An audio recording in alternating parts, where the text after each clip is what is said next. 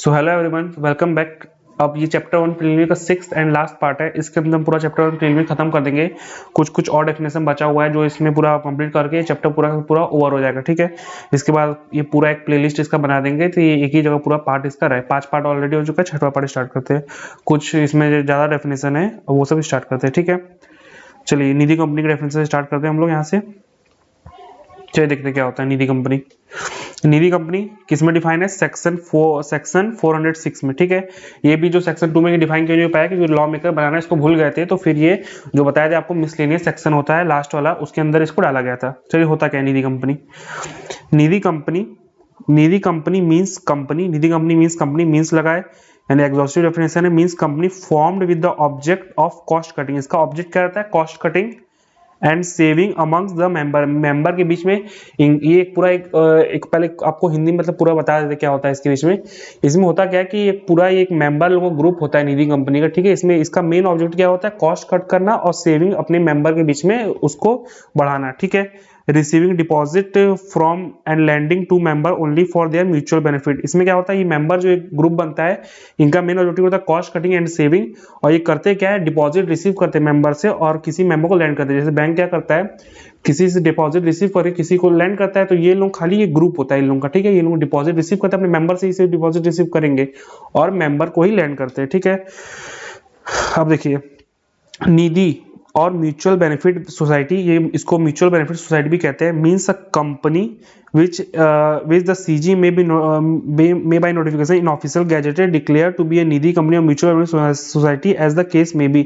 इसमें कंपनी को डिक्लेयर किया मतलब CG जो होता है, CG में भी नोटिफिकेशन ऑफिशियल गैजेट में डाल के डिक्लेयर करता है कि निधि और mutual benefit society as the case में भी। ठीक है, ठीक है। अब कंपनी अमेंडमेंट एक्ट 2017 में इसको लाया गया था। ठीक है, ये पूरा प्रोविजन है ये खाली, और निधि कंपनी का डेफिनेशन तो पहले से वो था। तो ये जो लाया गया निधि और mutual benefit society means a company which the CG में by notification in official gazetted, और ऑफिशियल गैजेटेड जो होता है उसमें नोटिफिकेशन डाल के declare to be a Nidhi और म्यूचुअल बेनिफिट सोसाइटी डिक्लेयर कर सकता है किसी भी कंपनी को, या तो निधि या तो म्यूचुअल बेनिफिट सोसाइटी। ठीक है, तो मेन पर्पज हो गया निधि कंपनी क्या होता है। ठीक है, अब नेक्स्ट डेफिनेशन अपना आता है स्टार्टअप कंपनी। हम लोग बहुत बार सुने हैं नाम कि स्टार्टअप कंपनी यही समझते हैं कि जो नया कंपनी फॉर्म होता है, जो मतलब जो कोई यंगस्टर फॉर्म करते हैं नया कंपनी या कुछ ऐसा न्यू इनोवेटिव आइडिया रहता है, जैसे MBA चाय वाला जो फॉर्म हुआ था, तो लगता है कि जैसे कि वो सब स्टार्टअप कंपनी। तो स्टार्टअप कंपनी एक्चुअली होता क्या है, डिफाइन कैसे किया गया इसमें। ठीक है, देखते हैं।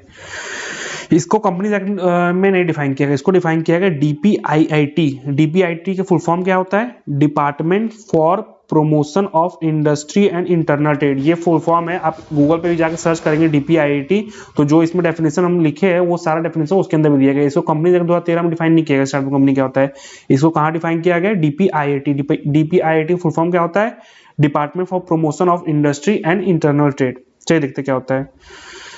वर्किंग टुवर्ड्स इंप्रूवमेंट और डेवलपमेंट ऑफ न्यू प्रोडक्ट। इसका जो क्या रहता है पर्पस कि न्यू प्रोडक्ट या प्रोसेस या सर्विस की तरफ वर्किंग करता है डेवलप करने का। इंप्रूवमेंट या तो इंप्रूव करता है नया प्रोडक्ट जो प्रोडक्ट सर्विसेज को, या फिर न्यू प्रोडक्ट को डेवलप करता है तो प्रोसेस डेवलप करता है, न्यू प्रोसेस डेवलप करता है। इसका ये पहला ऑब्जेक्टिव रहता है। ठीक है, अब दूसरा objective and having scalable business model having potential of wealth generation and employment creation. ये क्या स्केलेबल बिजनेस मॉडल मतलब एक्सटेंड होता है, इसका बिजनेस मॉडल जो रहता है वो एक्सटेंड करता है। पोटेंशियल क्या रहता है इसके अंदर? वेल्थ जनरेशन मतलब पैसा और जनरेट करेगा, इसके अंदर पोटेंशियल रहता है, और एम्प्लॉयमेंट क्रिएट करता है। ये सब कंडीशन है जो स्टार्टअप कंपनी को सेटिस्फाइड होना चाहिए। ठीक है, तो क्या बोले? Having scalable business model having potential of wealth generation and employment creation. Potential रहता है कि वेल्थ जनरेट करेगा इकोनॉमी में और एम्प्लॉयमेंट क्रिएट करेगा इकोनॉमी में। Next, must be a private company, LLP और अनरजिस्टर्ड फर्म। ये खाली प्राइवेट कंपनी होना चाहिए, या तो LLP या तो अनरजिस्टर्ड फर्म, ये तीनों में से एक होना चाहिए। पब्लिक कंपनी नहीं हो सकता। पब्लिक कंपनी खुद ही इतना बड़ा कंपनी होता है तो उसको स्टार्टअप कंपनी नहीं कह सकते। स्टार्टअप कंपनी को बहुत सा गवर्नमेंट ने बेनिफिट दिया हुआ है, तो इसलिए पब्लिक कंपनी खुद नाम से बचा पब्लिक कंपनी बड़ा कंपनी रहता है, तो उसको स्टार्टअप कंपनी हम लोग कभी भी नहीं कहेंगे। कौन सा कंपनी होता है? प्राइवेट कंपनी, LLP और अनरजिस्टर्ड फर्म। अब next, with in 10 year of incorporation. बस 10 साल जो इंकॉर्पोरेशन है, जैसे इंकॉर्पोरेशन हुआ है उसके 10 साल के अंदर ही अंदर तक ये स्टार्टअप कंपनी रह सकता है। मतलब कोई कंपनी मान लीजिए फॉर्म हुआ है अभी 2022 में, तो उसको जो 10 साल तक ही वो स्टार्टअप कंपनी रह सकता है। अप्लाई करना पड़ता है स्टार्टअप कंपनी के लिए, तो 10 साल तक स्टार्टअप कंपनी बस रह सकता है within 10 year of incorporation. अब turnover never exceed 100 crore in any financial year, जो किसी भी फाइनेंशियल ईयर में टर्नओवर कभी 100 करोड़ से ज्यादा नहीं होना चाहिए। अगर 100 करोड़ से ज्यादा टर्नओवर हो गया तो वो स्टार्टअप कंपनी नहीं कहलाएगा। अगर इसमें से कोई भी एक कंडीशन ब्रीच हो गया तो फिर वो स्टार्टअप कंपनी नहीं कहलाएगा। ठीक है, last condition, not formed by splitting up और रिकंस्ट्रक्शन, मतलब कोई बड़ा कंपनी को अगर हम तोड़ के एक दूसरा कंपनी बना दी, मान लीजिए कोई एक कंपनी रिलायंस का, ठीक है, रिलायंस को तोड़ के हम कोई दूसरा कंपनी उसमें से छोटा सा निकाल दे तो उसको स्टार्टअप कंपनी नहीं कहेंगे, वो तो खुद एक बड़ा कंपनी हो, तो बड़ा कंपनी के खाली पार्ट से डिवाइड होकर एक कंपनी आया तो उसको स्टार्टअप कंपनी नहीं कहेंगे। ठीक है, तो यानी स्प्लिटिंग अप या रिकंस्ट्रक्शन करे कंपनी जो बनता है उसको कभी स्टार्टअप कंपनी नहीं कह सकते। अब नेक्स्ट आता है लिस्टेड कंपनी, बहुत छोटा डेफिनेशन है इसलिए थोड़ा जल्दी चल रहा है, बहुत इजी डेफिनेशन है ये। ठीक है, अब लिस्टेड कंपनी क्या होता है? लिस्टेड कंपनी का मतलब ये समझते होंगे जो जिसका स्टॉक एक्सचेंज में सिक्योरिटी लिस्टेड रहता है। तो देखते हैं क्या होता है listed company. means a company, listed company means a company was any of the securities are listed on recognized stock exchange। recognized stock exchange समझते हैं ना, जैसे जो बॉम्बे स्टॉक एक्सचेंज होता है, नेशनल स्टॉक एक्सचेंज होता है, तो ये सब recognized स्टॉक एक्सचेंज होता है। तो अगर कोई कंपनी का भी कोई भी सिक्योरिटी लिस्टेड है, यहाँ पे लिस्टेड में समझ रहे कि तो ट्रेड हो रहा है वहां पे, तो वो क्या कहलाएगा? Listed company. तो वो क्या कहलाएगा? Listed company. इसमें 2 बार अमेंडमेंट आया था, तो अब क्या अमेंडमेंट है इसी के अंदर है, देखिए क्या अमेंडमेंट है। The companies amendment act 2020, companies amendment act 2020 आया था, उसमें क्या बोला गया? Has added a proviso in about definition, एक प्रोविजो डाला गया, प्रोविजन मतलब एक्सेप्शंस डाला गया अपने ऊपर के प्रोविजन का। क्या प्रोविजो है? Provided such class of companies, ऐसा class of company which have issued such class of security as में प्रिस्क्राइब होगा shall be excluded from definition of listed company. मतलब ऐसा क्लास ऑफ कंपनी जो इशू किया कोई ऐसा क्लास ऑफ शेयर्स, अगर वो उसको गवर्नमेंट प्रिस्क्राइब कर दिया तो वो लिस्टेड कंपनी के डेफिनेशन में से एक्सक्लूड हो जाएगा। मतलब उसको उसका स्टॉक एक्सचेंज में अगर सिक्योरिटी लिस्टेड भी रहेगा, मतलब कोई भी सिक्योरिटीज और अभी प्रिस्क्राइब है, आगे बताएंगे, अमेंडमेंट और आया था 2021 में, तो वो सारा कुछ, तो वो फिर लिस्टेड कंपनी नहीं कहलाएगा। तो अब देखते हैं क्या अमेंडमेंट आया था। As per companies specification definition details, second amendment rules with effect from 1 April 2021, ये कब से लागू हुआ है? 1 अप्रैल 2021 से। Following companies are excluded from definition of listed company, अब कुछ कंपनी को लिस्टेड कंपनी के डेफिनेशन से एक्सक्लूड कर दिया गया, यानी इन लोग का रिकॉग्नाइज्ड स्टॉक एक्सचेंज में सिक्योरिटी लिस्टेड भी रहेगा तब भी इन लोगों को हम लोग कभी भी लिस्टेड कंपनी नहीं कहेंगे। अब कौन कौन लोग एक्सक्लूड हुए देखते हैं। पब्लिक कंपनी वो शेयर्स आर नॉट लिस्टेड, ऐसा पब्लिक कंपनी जिसका शेयर्स लिस्टेड नहीं ऑन रिकॉग्नाइज्ड स्टॉक, आरएससी मतलब रिकॉग्नाइज्ड स्टॉक एक्सचेंज, ठीक है, but have listed it's non convertible debenture, ऐसा डिबेंचर लिस्टेड नॉन कन्वर्टेबल मतलब जो कभी फ्यूचर में कन्वर्ट नहीं होगा, लोगों को रिडीम कर दिया जाएगा, ठीक है। और non convertible redeemable preference share, अगर ऐसा non convertible redeemable preference share issue है, ठीक है, इसमें से या तो एक इशू है तो दोनों इशू है, तो फिर उसको लिस्टेड कंपनी नहीं कहेंगे। लिस्टेड कंपनी मेन पर्पस जो लॉ मेकर का था कि इक्विटी से जो कंपनी जो इक्विटी शेयर हो खाली उन्हीं को लिस्ट किया जाए। अभी ये सब नॉन कन्वर्टेबल डिबेंचर यानी कन्वर्ट होंगे नहीं इक्विटी शेयर के अंदर, तो इन लोगों को इसीलिए जो कंपनीज एक्ट 2013 मतलब जो लिस्टेड कंपनी के डेफिनेशन में से हटा दिया गया। यानी कि अगर पब्लिक कंपनी ऐसा है जिसका सिर्फ वो शेयर्स आर नॉट लिस्टेड, कोई शेयर लिस्टेड नहीं है रिकॉग्नाइज्ड स्टॉक में, but have listed it's non convertible debenture, उसका क्या लिस्टेड है? नॉन कन्वर्टेबल डिबेंचर या non convertible redeemable preference share या बोथ, अगर ये सब लिस्टेड है तब उसको कभी हम लोग लिस्टेड कंपनी नहीं कहेंगे। अब नेक्स्ट, प्राइवेट कंपनी वो एनसीडीज आर लिस्टेड, एनसीडी मतलब वही नॉन कन्वर्टेबल डिबेंचर्स, ठीक है, शेयर तो लिस्ट हो नहीं सकता प्राइवेट कंपनी का, तो डेफिनेशन पहले जब पढ़ा है तो पता चल गया था आपको। तो प्राइवेट कंपनी वो एनसीडीज आर लिस्टेड, अगर ऐसा प्राइवेट कंपनी जिसका नॉन कन्वर्टेबल डिबेंचर अगर लिस्टेड है रिकॉग्नाइज्ड स्टॉक एक्सचेंज में, तब उसको भी हम लोग क्या कहेंगे? लिस्टेड कंपनी नहीं कहेंगे, वो एक्सक्लूड हो गया। अब पब्लिक कंपनी वो इक्विटी शेयर, अब ऐसा पब्लिक कंपनी जिसका equity share only listed in foreign stock exchange, ऐसा पब्लिक कंपनी जिसका इक्विटी शेयर कहाँ लिस्टेड है? फॉरेन स्टॉक एक्सचेंज में, इंडियन स्टॉक एक्सचेंज में कहीं लिस्टेड नहीं है, फॉरेन स्टॉक एक्सचेंज में लिस्टेड है, तो उसको भी हम लोग क्या नहीं कहेंगे? तो भी उसको हम लोग क्या नहीं कहेंगे? लिस्टेड कंपनी नहीं कहेंगे, वो लिस्टेड कंपनी डेफिनेशन से एक्सक्लूड हो गया। तो 3 लोगों को एक्सक्लूड किया गया, पब्लिक कंपनी जिसका नॉन कन्वर्टेबल डिबेंचर है, non convertible redeemable preference share issue है, प्राइवेट कंपनी जिसका non convertible debenture issue listed है, और पब्लिक कंपनी जिसका equity share only listed in foreign stock, जिसका सिर्फ फॉरेन स्टॉक एक्सचेंज में लिस्टेड है, इंडियन स्टॉक एक्सचेंज में एक्सक्लूडेड, इंडियन स्टॉक एक्सचेंज में उसका नहीं है, ठीक है। अब आता है, अब सारी इजी डेफिनेशन है, फटाफट हो जाएगा, ठीक है। अब आता है बुक एंड पेपर, बुक और पेपर सेक्शन 2 क्लॉज 12 के अंदर। अब बुक एंड पेपर होता क्या है? इंक्लूड्स मतलब इंक्लूसिव डेफिनेशन है। डेफिनेशन के बीच मीन्स और इंक्लूड्स का डिफरेंस बता चुके हैं पहले, नहीं देखे तो पहले का सारा वीडियो देख लीजिएगा। तो इंक्लूड्स है, इंक्लूड्स क्या, books of account, books of paper क्या कह रहा था, books of accounts, deed, voucher, voucher जैसे जब कोई भी परचेज सेल होता है तो वाउचर काट के देते हैं ना, वाउचर वो हो गया। मिनट्स, जब भी कोई मीटिंग होता है उसका मिनट्स बनता है। जब हम लोग चैप्टर 7 मैनेजमेंट एडमिनिस्ट्रेशन पढ़ेंगे तो उसके अंदर बताएंगे मिनट्स कैसे बनता है, क्या होता है मिनट्स एक्चुअली में। तो मिनट्स ये होता है। डॉक्यूमेंट्स, एनीथिंग राइटिंग, कुछ भी राइटिंग में। और register whether kept in physical electronic mode, register जैसे मेंबर का रजिस्टर मेंटेन होता है और डिबेंचर होल्डर का रजिस्टर मेंटेन होता है। ये सब सारा चैप्टर 7 में पढ़ेंगे हम लोग। तो ये सारे, ये इसका डेफिनेशन है, ठीक है। चलिए अब नेक्स्ट देखते हैं। बुक्स ऑफ अकाउंट क्या होता है। Books of accounts includes receipt and includes, ये भी इंक्लूसिव इन नेचर है। रिसिट एंड पेमेंट बुक क्या इंक्लूड होता है, receipt and payment book, asset and liability book, purchase and sales book और book recording of cost. Cost book जो रहता है जिसको एक मिनट, कॉस्ट बुक जो सिर्फ जो जिसपे एप्लीकेबल रहता है, कॉस्ट बुक रिकॉर्ड मेंटेन करना, मतलब मेंटेन करना जिस कंपनी पे, वही उसी का। तो ये सारा कुछ होता है क्या, books of account includes receipt and payment book, asset liability book, purchase and sales book और goods and services book recording of cost under section 148। तो चलिए अब अगला डेफिनेशन देखते हैं हम लोग। अगला डेफिनेशन है फाइनेंशियल स्टेटमेंट का। फाइनेंशियल स्टेटमेंट का डेफिनेशन कहाँ डिफाइन किया गया है, सेक्शन 2 क्लॉज 40 के अंदर। अब डेफिनेशन को डिफाइन क्या किया गया है, फाइनेंशियल स्टेटमेंट होता क्या है, ठीक है। इस चीज को पहले हम लोग देख लेते हैं। फाइनेंशियल स्टेटमेंट होता है, फाइनेंशियल स्टेटमेंट इंक्लूड्स यानी इंक्लूसिव डेफिनेशन है। क्या रहता है, बैलेंस शीट, बहुत इजी डेफिनेशन है ये। Profit loss but for NPO and NPO मतलब not for profit of organisation, its income and expenditure. आपको पता है एनपीओ क्या बनाता है, प्रॉफिट लॉस नहीं बनाता है, इनकम एंड एक्सपेंडिचर बनाता है। तो उन लोगों के लिए income and expenditure. Cash flow statement, statement for changes in equity, schedule and notes of account. क्या रहता है, बैलेंस शीट, पीएल बट अगर एनपीओ है तो उस केस में क्या आता है, income and expenditure. Cash flow statement, statement of changes in equity और schedule and notes account. Schedule notes account पता है पीएल के लिए बनता है और हमारा उसके लिए बनता है, किसके लिए बनता है, नोट्स अकाउंट बैलेंस शीट के लिए बनता है, ठीक है। प्रोवाइडेड है भाई, एक्सेप्शन दिया गया, किसको एक्सेप्शन दिया गया, बहुत इजी डेफिनेशन है। सब कुछ रटना है, बहुत इजी है। आप पढ़ते हुए मतलब बचपन से पढ़ते हुए आ रहे हैं, बचपन से नहीं कहेंगे, 11 12 से पढ़ते हुए आ रहे हैं। बैलेंस शीट क्या होता है, प्रॉफिट लॉस क्या होता है और ये सब, कैश फ्लो स्टेटमेंट, सिस्टम में चेंजेस इन इक्विटी तो आप लोगों को नहीं होगा, और schedule and notes of account तो बैलेंस शीट बनता है, ठीक है। तो अब एक्सेप्शन दिया गया, एक्सेप्शन क्या है, provided at financial statement of OPC, OPC का, स्मॉल कंपनी का, डोरमेंट कंपनी का, स्टार्टअप कंपनी का, प्राइवेट कंपनी का, may not include cash flow statement. इन लोगों को कैश फ्लो स्टेटमेंट इंक्लूड करने की जरूरत नहीं है। कैश फ्लो स्टेटमेंट बेसिकली बड़े बड़े कंपनी के लिए चाहता है। तो जो कौन कौन सा कंपनी हो गया हमारा, एक कंपनी होगा OPC, small company, dormant company, startup company और प्राइवेट कंपनी, ये सबको कैश फ्लो स्टेटमेंट इंक्लूड करने की जरूरत नहीं है, ठीक है। अब नेक्स्ट बढ़ते हैं, what is financial year, financial statement complete, financial year. Financial year कहाँ डिफाइन किया गया है, सेक्शन 2 क्लॉज 41 के अंदर फाइनेंशियल ईयर को डिफाइन किया गया। अब देखते हैं फाइनेंशियल ईयर होता क्या है। इन रिलेशन टू कंपनी, बहुत फास्ट करा रहे हैं क्योंकि बहुत इजी कॉन्सेप्ट है। जल्दी इस वीडियो को वाइंड अप करते हो, पूरा चैप्टर 1 प्रीलिमिनरी खत्म हो जाता है। और चैनल को सब्सक्राइब कर रखिए, रोज इतना मतलब वीडियो डाल रहे हैं आप ही लोगों के लिए, और अच्छा लग रहा है वीडियो को लाइक करिए और शेयर करिए सबके साथ, ठीक है। तो चलिए अब स्टार्ट करते हैं फाइनेंशियल ईयर क्या होता है, ठीक है।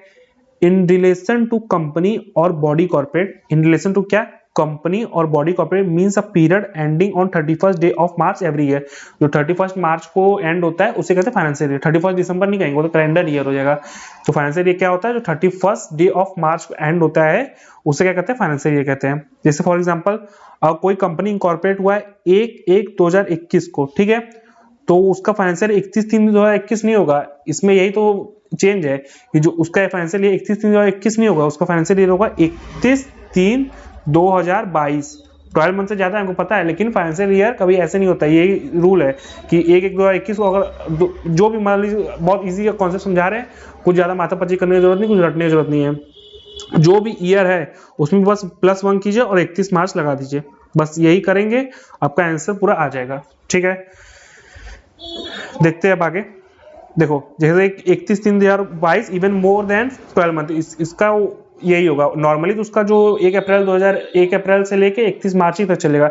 लेकिन अगर इनकॉर्पोरेट ऐसे टाइम हुई है तब उस केस में मान ली इनकॉर्पोरेट सेम ही ईयर में हुई है, जैसे 2020-21 का बना रहे हैं, अगर 2021 में ही वो इनकॉर्पोरेट हुई है जनवरी फरवरी जब भी, तो उसका मार्च 2021 नहीं होगा फाइनेंशियल ईयर, क्योंकि कितना महीना हुआ, ये 2-3 महीने ज्यादा हुआ होगा, क्या ही बना ली होगी वो। तो इसीलिए उसका क्या होगा, 31 मार्च 2022 हो जाएगा वो उस केस में, ठीक है।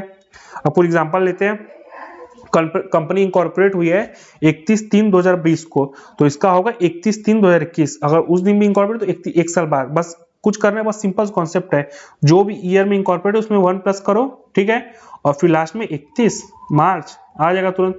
बस ये सिंपल कॉन्सेप्ट रटना, अगर नहीं समझ में आ रहा है तो इसे रट लो, बस सिंपल सा ही है, लेकिन कॉन्सेप्ट बहुत इजी है, कुछ ज्यादा वो है नहीं, लेकिन हम उन बच्चों के लिए बता रहे हैं जिनको मतलब कि हाँ नहीं समझ में आ रहा है क्या करना है, तो बस +1 डालो, डायरेक्ट फट से आंसर आ जाएगा। अब 1/1/2021 को कोई इंकॉर्पोरेट हुआ है तो 31/3/2022 सेम देखो, 1 प्लस किए 31/3 आ गया। 1 फरवरी को हुआ है तब भी 31/3/2022, 31 मार्च को हुआ तब भी 31 मार्च 2022, 1 अप्रैल को है तब तो 31 मार्च 2022 होता ही नॉर्मली, ठीक है। प्रोवाइडेड प्रोविजन दिया है, provided that a company which is either holding, ऐसा कंपनी जो कि होल्डिंग है या सब्सिडी और associate of company incorporated outside India, ऐसा कंपनी जो है तो होल्डिंग है या तो सब्सिडी है तो एसोसिएट कंपनी जो कि कंपनी कहाँ इंकॉर्पोरेटेड है, outside India, and is following a different financial year, वो डिफरेंट फाइनेंशियल ईयर फॉलो कर रही है, then the company for purpose of consolidation of account can apply to CGRD for following different financial year.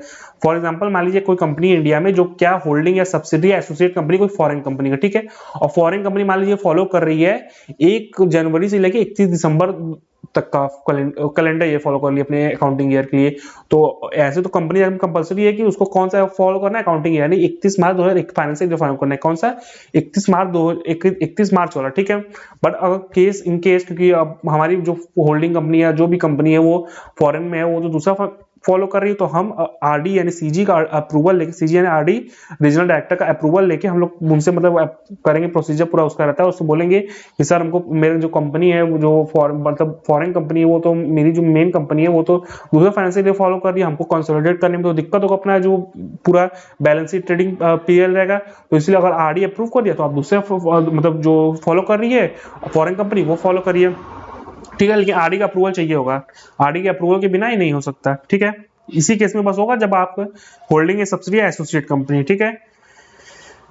अब आता है promoter. Promoter का definition किसमें दिया गया, सेक्शन 2 क्लॉज 69 के अंदर। प्रोमोटर क्या होता है, प्रोमोटर मींस मतलब एग्जॉस्टिव, मींस इंक्लूड्स तो एकदम बस जाना चाहिए तक दिमाग में, तो इतने जगह ये पूरा डेफिनेशन मींस इंक्लूड्स, पहले तो मींस इंक्लूड्स का डिफरेंस ही बता दिए थे, अब तक तो दिमाग बस जाना चाहिए मींस इंक्लूड्स होता क्या है। तो देखिए क्या होता है, प्रोमोटर मींस क्या होता है, person whose name has been mention, ऐसा पर्सन जिसका नेम कहाँ मेंशन किया गया है, एज सच इन प्रोस्पेक्टस और एनुअल रिटर्न। जनरली हम लोग क्लास 11 में क्या डेफिनेशन पढ़े कि प्रोमोटर ऐसा पर्सन होता है कंपनी में जो कि मतलब बिजनेस को शुरू करने का उसको आइडिया आता है, वही सब कुछ स्टार्ट करता है, वो पूरा कुछ सब कुछ अफेयर मैनेज करता है, ये पूरा मतलब प्रोमोटर क्या करता है, फर्स्ट स्टेप लेता है, ऐसा हम लोग पढ़े। जो कंपनी 2013 में डेफिनेशन दिया वो पूरा अलग डेफिनेशन दिया गया, ठीक है। तो person whose name has been mentioned as such in prospectus और एनुअल रिटर्न, ऐसा पर्सन जिसका नेम कहाँ मेंशन है, प्रोस्पेक्टस या एनुअल रिटर्न में, who control the affair of the company, ऐसा पर्सन जो कंपनी का अफेयर मतलब पूरा जो कितना कंपनी का मैनेजमेंट रहता है वो कंट्रोल करता है, ठीक है। कुछ भी उसमें हो सकता है, कोई भी कंडीशन सेटिस्फाई कर गया तो उसको क्या कहेंगे, प्रोमोटर कहेंगे। और as per whose direction the director are custom to act, उसके डायरेक्शन से डायरेक्टर जो है अकस्टम टू एक्ट, मतलब डायरेक्टर को एक्ट करना पड़ता है, मतलब मजबूर नहीं कहेंगे हम लोग, डायरेक्टर को जो प्रोमोटर का इंस्ट्रक्शन तो फॉलो करके उसके हिसाब से एक्ट करना रहता है, इसलिए क्या लिखा है, अकस्टम टू एक्ट।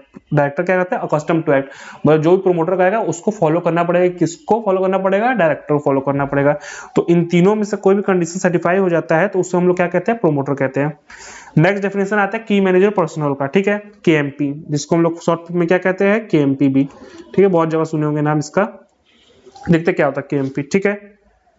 चलिए, केएमपी मींस वही पता है, एग्जॉस्टिव रेस्ट्रिक्टिव डेफिनेशन है ये। इसमें आता है सीईओ, एमडी और manager, whole time director, CFO, CS, any person working one level below BOD in his whole time employment designated as KMP by board. ये सब तो इजी समझ गए होंगे। Any person working one level below, ऐसा पर्सन जो बीओडी के एक लेवल नीचे काम कर रहा है, होल टाइम एम्प्लॉयमेंट में है वो, ठीक है। और designated as KMP by board, और उसको केएमपी बनाया गया कौन, बोर्ड। और ऐसे तो बहुत लोग बोर्ड के नीचे एक काम करते हैं, ठीक है, होल टाइम में, लेकिन जिसको बोर्ड बोलेगा वही केएमपी कहलाएगा, ठीक है। और such other person as be, ऐसा कोई पर्सन जिसको प्रिस्क्राइब करे वो रूल में प्रिस्क्राइब हो सकता है, ठीक है। तो ये केएमपी की डेफिनेशन है। जैसे कुछ रटना ही इसमें है, CEO, MD, manager, whole time manager, CFO, CS, ये सब लोग रहते हैं, ठीक है। अब आता है मेंबर। मेंबर तो हम लोग पता ही है, जो भी शेयर होल्डर जो रहते हैं उसको जनरली मेंबर कहते हैं। तो होता कौन है, देखिए सब मेंबर कौन होता है, subscriber to MOA at the time of incorporation of company. कौन होता है, subscriber to MOA at the time of incorporation of company, इसको मेंबर कहते हैं। या फिर letter on agrees in writing and company allot share his name enter in ROM register of member. पहले तो देखिए सब्सक्राइबर टू एमओए, जब MOA बनता है मेमोरेंडम ऑफ जब कंपनी इनकॉर्पोरेट होता है तब कुछ पर्सन उसके अंदर सब्सक्राइब करते हैं अपना शेयर्स, मतलब कुछ लोग मेंबर आते हैं उसमें सब्सक्राइब करते हैं। तो या तो उस टाइम जो होता है उसको मेंबर कहते हैं, या तो letter on agree in writing, या तो फिर उसके बाद जो कंपनी बन गया in the writing and company allot share on his name and enter in ROM, उसके बाद कंपनी बनने के बाद उसको शेयर अलॉट किया। ROM मतलब होता है रजिस्टर्ड ऑफ मेंबर, ROM मतलब क्या है, रजिस्टर्ड ऑफ मेंबर।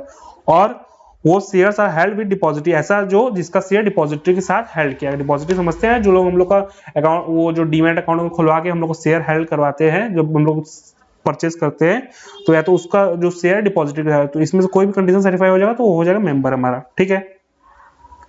तो बस इतना ही था इसके अंदर सारा कुछ एग्जॉस्टिव डेफिनेशन कंप्लीट हो चुका है, ठीक है। जितना भी इंपॉर्टेंट क्या मतलब सारे डेफिनेशन कंप्लीट हो चुका है इसके अंदर। तो ये चैप्टर 1 प्रीलिम हमारा पूरा खत्म हो गया। अब इसमें आता है एक टॉपिक जो जीडीआर और एडीआर और आईडीआर, ठीक है, ग्लोबल डिपॉजिटरी रिसीट, एडीआर और आईडीआर। इसको बहुत लोग रहता है कि चैप्टर 1 के साथ पढ़ाते हैं, ठीक है, और बहुत लोग रहता है चैप्टर 1 के साथ नहीं पढ़ाते, तो हम इसको अलग से वीडियो में पढ़ाएंगे, ये अलग से पूरा रहेगा दूसरे चैप्टर में। होपफुली आपको वीडियो पसंद आएगा, अगर वीडियो पसंद आए तो लाइक करिएगा, मेरे चैनल को सब्सक्राइब करिएगा और इस वीडियो को जितना हो सके शेयर करिएगा। और चैप्टर 1 प्रीलिमिनरी का पूरा पार्ट आपको प्लेलिस्ट में एक मिल जाएगा, पूरा पार्ट देखिएगा। और कुछ भी कमेंट रहेगा या क्वेरी रहेगा तो कमेंट बॉक्स में आस्क कर सकते हैं हमसे। नेक्स्ट चैप्टर जो स्टार्ट होगा चैप्टर 7 मैनेजमेंट एडमिनिस्ट्रेशन, तो बस बने रहिएगा, बहुत जल्दी वीडियो आने वाला है। Thank you.